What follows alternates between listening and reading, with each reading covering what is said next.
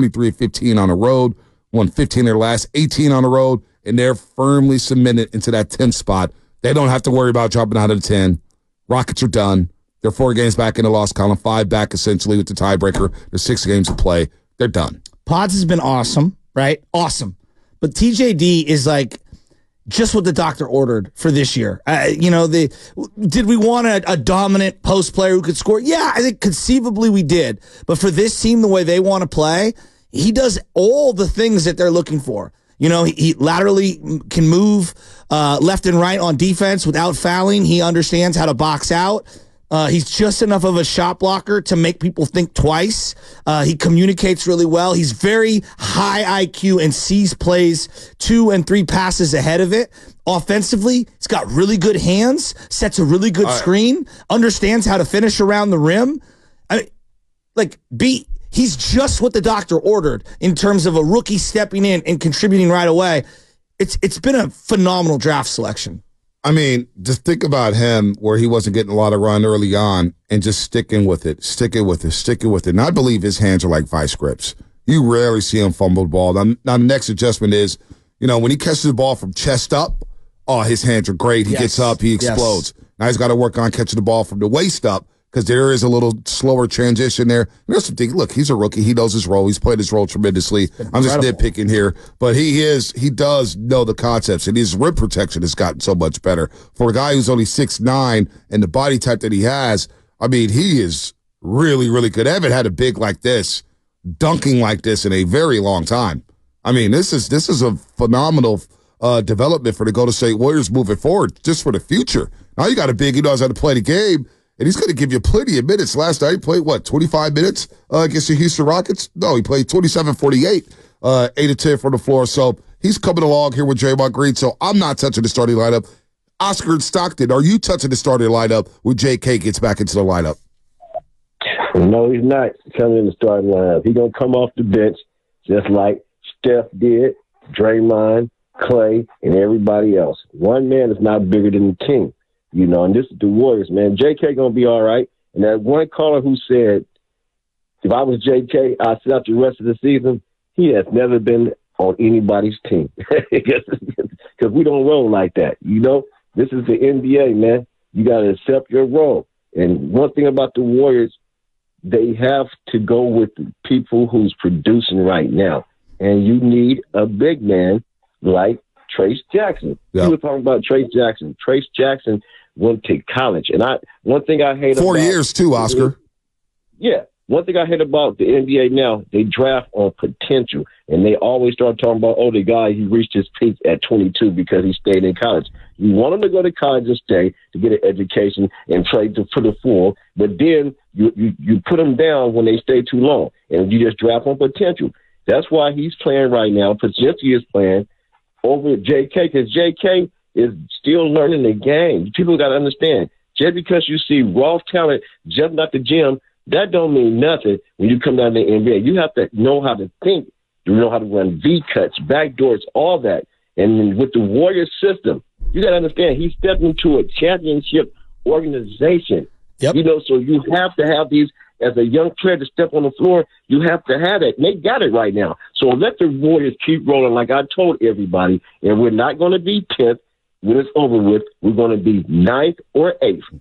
Guaranteed. Watch, like I say, watch. So Sacramento is falling. They are. And New Orleans are falling. Hey, go Warriors. Have a good day, Bon. TJ, you too, Oscar. TJD's the big man they wanted in James Wiseman. And I'm not trying to rip James Wiseman or bring it back to Wiseman, but this is what they wanted. This is exactly what they wanted. This guy gets it. Screen, roll, underrated passer, good hands, know your role, don't do anything out of the ordinary. When is the last time you see TJD take a jump shot? He knows his role. No. He knows his role. Screen, contest, rebound. Well, hey, this young man is playing so well, and he's such a good kid. I think the two-man game between him and Klay Thompson has been so underrated. I was just watching. I love when the game is replayed in the morning because there's certain plays you kind of forget about. So there's a sequence here. Klay inbounds the ball, throws it to TJD at the top of the key. Everyone's spread out beyond the three-point line, almost like a 5-out offense. He does a ball screen while handing the ball off, a little handoff to Klay Thompson, sets a double screen, and Klay just takes one little dribble, bang, hits a three. Next possession, he comes down, Draymond's got the ball at the top of the key, he sets up a pin down for Klay, Klay comes off, bang, hits another three. Then the next time down the court, Klay gets the ball at the top of the key, here comes TJD on the screen, both guys come flashing because now Klay's hit 2 threes in a row, and Klay just dips it over the top to Trayce Jackson-Davis, one hard dribble into the paint, dunk. I mean, the game is so simple when you can do the simple fundamental things. Well, Klay, even when he was shooting 37% from three and scoring 17, the people thought he was washed. Watch the game. The gravity. Steph Curry shot 34% post All-Star break for the three-point line. Or he was. Now it's getting up there over 35, 36%. And Curry still would draw two people. Yeah. Klay, still, his gravity. If they see Klay Thompson on the three-point line, it's like, alert, oh my God, run out. Doesn't matter. These are two of the greatest shooters in the world, so who's going to benefit from that? The guy who's going to roll a set of hard screen. And TJD's been right there. And Klay Thompson, his passing is taking his passing to another level because this has been all season long. Their rapport in the two-man game is just fascinating. And they know exactly where they're going to be. Mm-hmm. Klay knows where he's going to be. He's getting a little fancy with the passes. And TJD's a very underrated passer. Nice little touch passes in the paint. That two-man game between him and Klay, CP3, like CP3's throwing him alley-oops, and Willie said it last night. TJD, stick with CP3 because he's going to get you paid. You know, TJD and Klay Thompson in this two-man game, and even with Steph Curry, now you got so many options in the starting five. And then when you let Wiggins touch the ball early on in the shot clock, now you're rolling there with the fast starts here. Now I can't wait to see JK come back. Now he gets to play with Chris Paul. That's not a bad thing for a young player like JK. The other thing that TJD is acutely aware of is that if I contest every shot, I'm going to get yammed on. It just happens. And I've heard him reference this over and over, like where he's dunked on somebody and he's like, yeah, but you know what? Like that's part of playing in the NBA. You do see guys that are afraid to go up at times because they don't want to be put on a poster. And even though that's an outdated reference, but like you just see it. They don't want to. He has no fear of that. Yep. I love the kid. I think he's just what the doctor ordered for this season. No, he is. Let's go to David in New York real quick. David in New York before we hit the break. David, what's happening? Hi, you guys. I'm so excited. I'm a first-time caller. I love the excitement. I just wanted to thank you.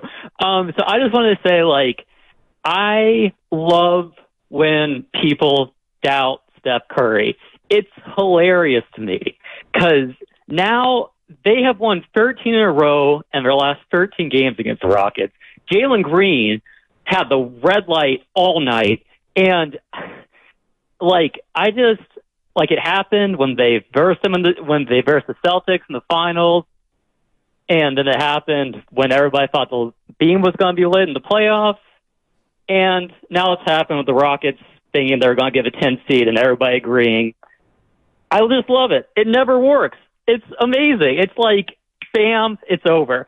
And now they're just 3 games back of a 6 seed, and if against the stumbling Suns. Doug, can I ask you a question? No, he's a first-time caller. Don't come down this road. Where are you from? Excited. Where are you from? So I'm calling from New York, but I'm originally from Virginia. Oh, okay. Yeah, the way you said everybody, it had a twang to it.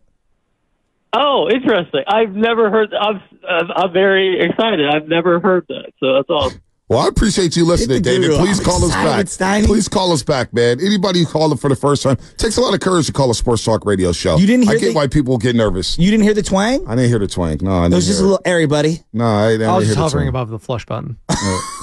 Joe, I show no mercy with first timers. Come on, no, nuclear codes back there. And he's like, his face when I just said that, he was so. I don't think I've ever seen him so offended in my life. First time callers get a pass. You know how nerve wracking it is. He must feel. It's a rite of passage. Yo, first time callers. See, I disagree with that. If you get flushed by the morning roast, that's actually exactly. It's like a badge of honor. No, he may not ever call back. It's like getting stiffed by Debo Samuel trying to get an autograph. You'll remember it forever. No, it's like disheveling a young rookie, man. All of a sudden, you give him the time. You're like, you know what? I'm going to bench you. And you take his confidence. No. David in New York, first-time caller, man. He's excited. He was giddy. I'm not going Steve Kerr and putting Jonathan Kuminga on the bench over here, all right?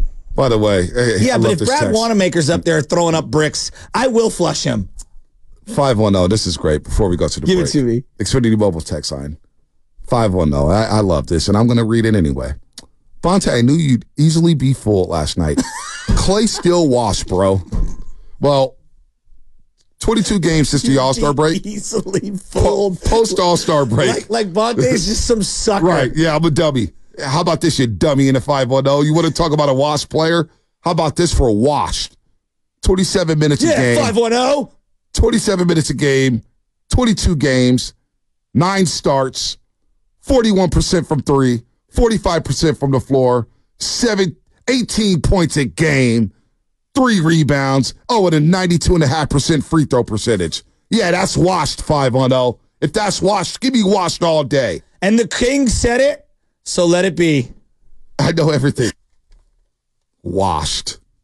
Please. Your take is washed. Yeah, that's pretty lame. What's coming up on the game brought to you by